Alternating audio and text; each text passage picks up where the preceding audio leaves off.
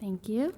So I'm going to jump into our first speaker. I'm going to invite Dr. Sylvia Richey up to the podium, and she will present Making the Case for Collaboration Between Oncology and Primary Care.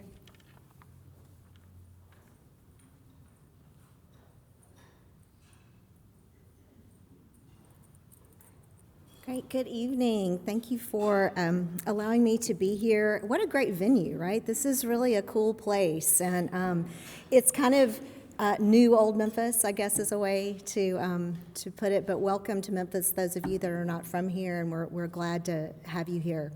Dr. Vidal was nice enough to invite me to speak on this topic, and it was really kind of interesting. I was like, why do I need to make the case? We already know this, right, about collaborating between oncology and primary care. But I just wanted to start off with a story. So AP, she's a 50-year-old patient. She's completed her surgery, chemotherapy, and radiation for breast cancer. She is now on aromatase inhibitors, and the plan is to take those for 5 years.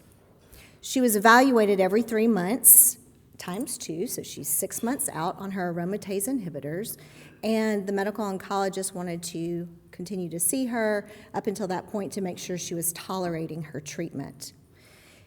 She was actually doing quite well. She had some mild arthralgias that were expected and some mild vaginal dryness, and she had a DEXA scan that showed osteopenia, so she started vitamin D and calcium. At her last oncology visit, 6 months out, she was told, "You're doing fantastic. You don't need to come see us, every few months. I can see you once a year as long as you're on treatment, but you are ready to go back to your primary care doctor to be managed as far as your aromatase inhibitors are concerned." She felt really abandoned. And she thought, wait a minute, I've been coming here, and now you just want to turn me loose. And that's really a nerve-wracking time for patients, right? And the intent was not to abandon her. She was reassured, we're here if you need us, but go ahead and go back to your primary care doctor. Let them see kind of what your cancer journey has been, and let them re-engage in your health care as well, right? So the medical oncologist sent a note to the primary care physician stating exactly what had happened, what to watch for, how to manage everything that they've been talking about, including her osteopenia. And the patient was able to follow up with her primary care provider 6 weeks later. Unfortunately, that note wasn't received.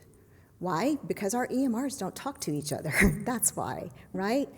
But she continued to give her complaints to the primary care provider, and she was reassured again, you need to start exercising, let's see if that'll help with your arthralgias. Let's go ahead and give you a little sleeping pill for your insomnia that you're having, and then we'll do some estrogen cream for your vaginal dryness. And then ultimately, the primary care doc and the medical oncologist were able to talk and collaborate, and they agreed on the management of the patient. But the patient takes the advice, goes away, goes home, and says, I'm not taking those sleeping pills, I don't want to add anything, I'm definitely not comfortable using the estrogen right after my breast cancer diagnosis, so I'm just not going to do that. But she kept taking her medicine. In the meantime, her concentration was getting worse. She's actually an attorney, realized that she couldn't work efficiently, and she was getting very, very frustrated with that.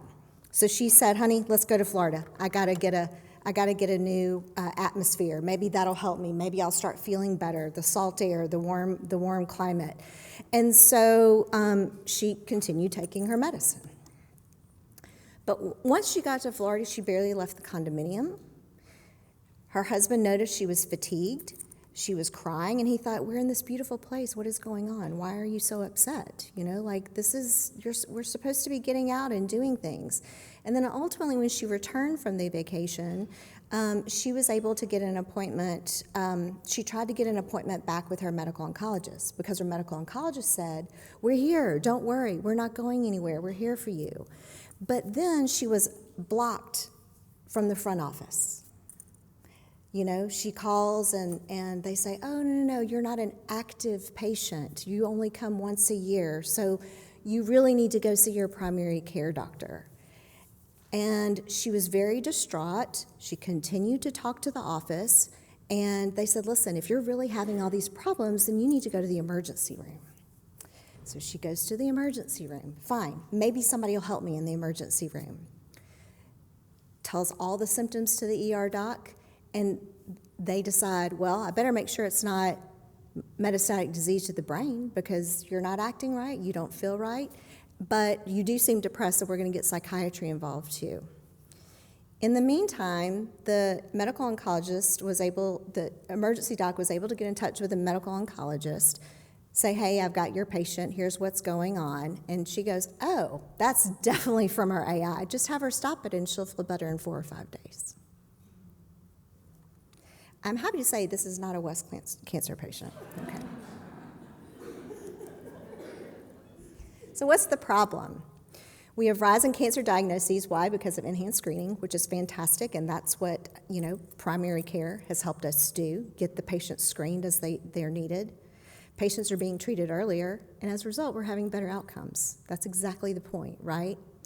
Right now, we've got about 18.1 million cancer survivors, which is 5.4% of the population, and that is expected to increase to almost 25% to 22.5 million by 2032. There's only 6 oncologists per 100,000 people in the United States right now. So the traditional model in which survivors receive lifelong follow-up from cancer-related specialists is really no longer feasible. We've got to get their primary care docs involved. It is so important. They need to jump back into this conversation, and you need to have the tools to feel comfortable doing it. So where do we collaborate? At diagnosis, absolutely. Sometimes it's a new symptom. And you might have concern that this could represent a cancer, but you're unsure to where to start that workup.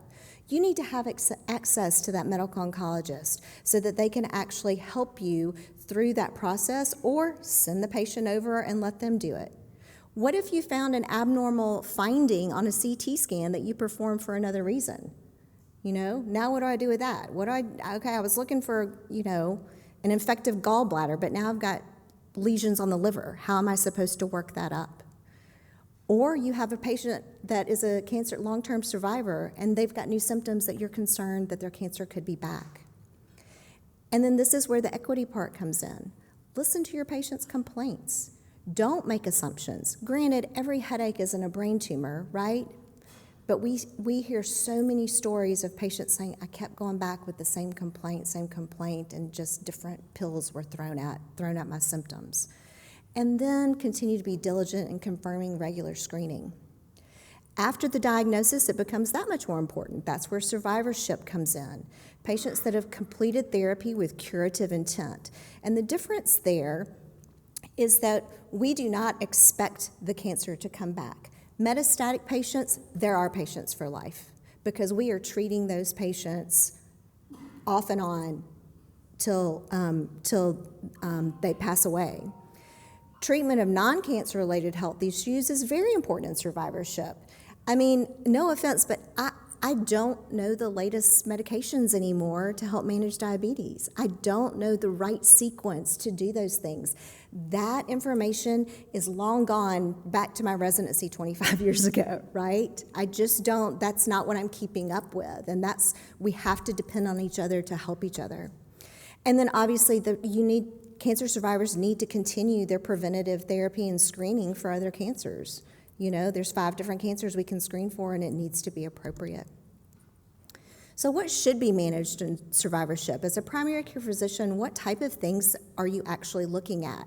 Their cognitive function, pain, neuropathy, distress, PTSD, extremely common in a cancer patient, anxiety, depression, fertility issues, psychosocial support. I can't tell you how many patients I had that have gone through a divorce during their treatment, right? And it's like, what else can we do to help with that? Address their spiritual needs, and then their routine health. No offense, but I don't get too worried about their cholesterol when I'm trying to treat their cancer, right? But you've got to get back into those types of screening for cardiac health, vaccinations, exercising, nutrition, and just helping with general health. This is not a new topic, and I just want to show these next 2 slides to show that there is a need for innovation and care coordination. Here's an article And just pulling out this quote, recent research strongly suggests that failures in the coordination of care are common and create serious quality concerns. I mean, look at our poor patient. Like, she had to go to the emergency room for side effects of a medication, wound up getting ER visit, $1 million, CT scan, another $1 million. I mean, you know, like it's not sustainable for society either. This is from the Institute of Medicine, Delivering High-Quality Cancer Care. It says coordination of complex cancer care using a common electronic health record with treating specialists who jointly discuss the patient's case and then confer with the patient about their recommendations is the exception and unfortunately not the rule. So I wanted to propose, I don't know, an idea, something novel maybe. So here's what we can do. We can identify the ability for the PCP to know if she needs to discuss with the patient's own oncologist or any oncologist. Sometimes you just need access. It's like, hey, I'm seeing this. Is that something we're worried about? You need identify decision support for oncologists to provide documentation, anticipating that the primary care physician is going to be asking for that information. Establish contact. We have to have a better way to include a degree of urgency in requests. It goes both ways. Sometimes if I'm seeing someone and a complication of their care is extreme hypertension, I need to get them back in there and say, let's make some adjustments to medications and let's get this controlled. I know I'm doing it with this medicine, but I need your help to get it taken care of, right? It's almost like we need kind of, the bat phone to the patient's physicians. What about a scheduling wizard that could help find the soonest time slot for the PCP or the oncologist and then the patient? I mean, imagine if we had some way of kind of saving room for these patients that need to go back and forth and that we need to talk to each other about. So collaborate. We need ability for the primary care physician and oncologist to exchange secure messages within a patient note in an EHR. And then we need to monitor the ability for a patient to view in a portal that the information request is waiting for a response. So that patient can see you are collaborating and you are talking to each other. And that gives them a sense of comfort. And then a care manager is alerted if a question is unresolved within a specified amount of time. So imagine that. Like it's like, perfect scenario, ideal situation. So here's what I would love to see. So we have a 5-year survivor visit. You're doing great. As we discussed, it's now time to see your PCP instead of me, but I'm always here if you need me. Okay, great, thanks. Then the oncologist at EHR says, okay, find her PCP, transition care to the PCP. Then what happens? The PCP actually gets the message in their EHR later that day. And then they click and they go, oh my gosh, look at this treatment summary. And here's a care plan. Here's exactly what I need to do. This is what's happened to her for the last amount of time. And they go, okay, I'll take her back. And then the patient gets a message to book a visit with the primary care provider. I mean, wouldn't it be fantastic if things were really that easy? And I don't know, with technology, I don't know why that can't be. It may not be through an EHR, maybe it's through an app, that we're all on a common type of communication that's secure with patient information. I'm not sure, or I don't know, maybe I just came up with an idea.